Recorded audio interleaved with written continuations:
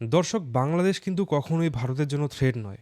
কিন্তু বর্তমান পরিস্থিতিতে দাঁড়িয়ে বাংলাদেশে যেরকম পরিস্থিতি চলছে বা বাংলাদেশে যেসব হচ্ছে তার উপর কিন্তু অনেকটাই উদ্বেগ প্রকাশ করছে ভারত।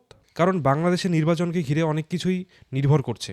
বাংলাদেশের নির্বাচনে শুধুমাত্র ভারতই নজর রাখছে না, সেখানে নজর রাখছে ভারতের খুবই ভালো প্রতিবেশী চীন এবং পাকিস্তান, যারা কিনা সময়ে সময়ে বিভিন্ন রকম ম্যাপ তৈরি করে, যারা কিনা সময়ে সময়ে ভারতের ভূখণ্ডকে তাদের নিজের ভূখণ্ড বলে দাবি করে। এবং এরই পাল্লায় পড়ে বাংলাদেশও কিন্তু পিছু হাঁটেনি। বাংলাদেশও কিন্তু কিছুদিন আগে নিজের একটি ম্যাপ প্রকাশ করেছিল, যেখানে তারা দেখায় যে সেভেন সিস্টার্স এবং পশ্চিমবঙ্গ রাজ্যসহ তাদের সম্পূর্ণ এলাকা তারা দখল করে নিয়েছে।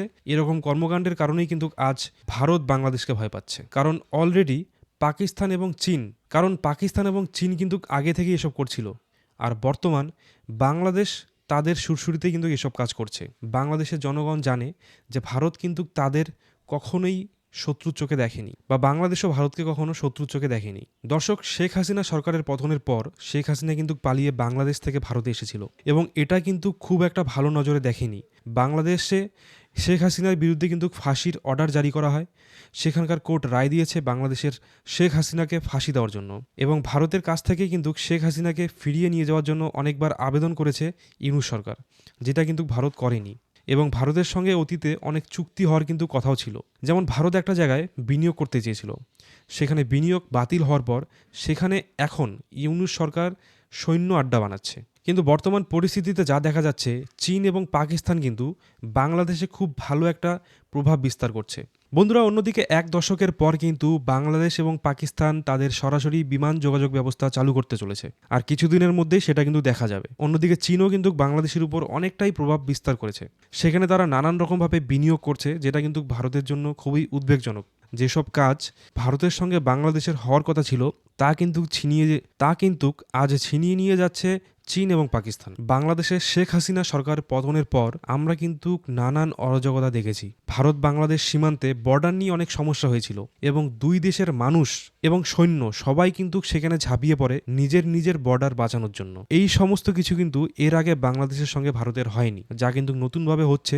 এবং ভারত কখনোই চায় না বাংলাদেশ তাদের শত্রু দেশ হোক, কারণ অলরেডি দুদিক থেকে কিন্তু ভারত ঘিরে আছে শত্রু দেশ থেকে, এবং ভারতের চারিদিকে বিভিন্ন দেশে কিন্তু নানান রকমভাবে সরকারকে পতন করা হচ্ছে। এটাও ভারতের জন্য অনেকটাই উদ্বেগজনক। প্রিয় দর্শক, যেটা বলছিলাম, যদি বাংলাদেশের সরকার চেঞ্জ হয়, সেটা কিন্তু শুধুমাত্র বাংলাদেশেই সীমিত থাকবে না, তার প্রভাব যথাযথভাবে দিল্লিতেও এসে পড়বে। বাংলাদেশ এবং ভারতের বর্ডার নিয়ে কিন্তু সমস্যা আজকের নয়, বহুদিন আগে থেকে কিন্তু এই সমস্যা রয়েছে। যেমন গরু পাচার এবং চোরা কারবার, বিভিন্ন রকম সমস্যার মোকাবিলা করতে হয়েছে ভারতের বিএসএফকে। এবং এ নিয়ে পরবর্তী সময় কিন্তু আমরা দেখেছি যে ভারত এবং বাংলাদেশের যে বর্ডার গার্ড যে রয়েছে, সিকিউরিটি ফোর্স, তাদের কিন্তু নানান রকম কথা কাটাকাটি এবং সমস্যা হয়েছে, এবং সেখানে হাজির হয়েছে সাধারণ মানুষও। যেমন ত্রিপুরায় আমরা দেখেছিলাম যে বাংলাদেশের কিছু নাগরিক ভারতের সৈন্যকে টানা হ্যাচড়া করে নিয়ে যাচ্ছে। এটা কিন্তু খুবই একটা উদ্বেগজনক, যা কিন্তু আমরা আগে কখনো দেখিনি। এবং ভারত এর প্রতি উত্তরে কিন্তু খুব বেশি কিছু একটা বলেনি। ভারত চাইলেই কিন্তু বলতে পারত। ভারত কেন করেনি বা ভবিষ্যতে করবে কি না তা কিন্তু আমাদের জানা নেই। ভারত কিন্তু সবসময় স্ট্যান্ড পজিশনে আছে। ভারত প্রথমে কোনো জায়গায় আঘাত করে না, আগেও কখনো করেনি বা ভবিষ্যতেও করবে না। সেই পলিসিতেই কিন্তু ভারত এবং তাদের সেনা রয়েছে।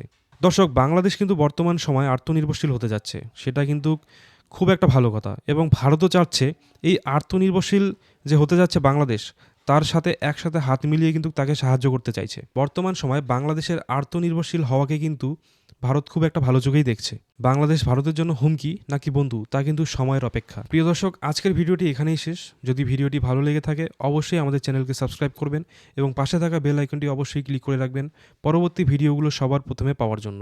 ধন্যবাদ।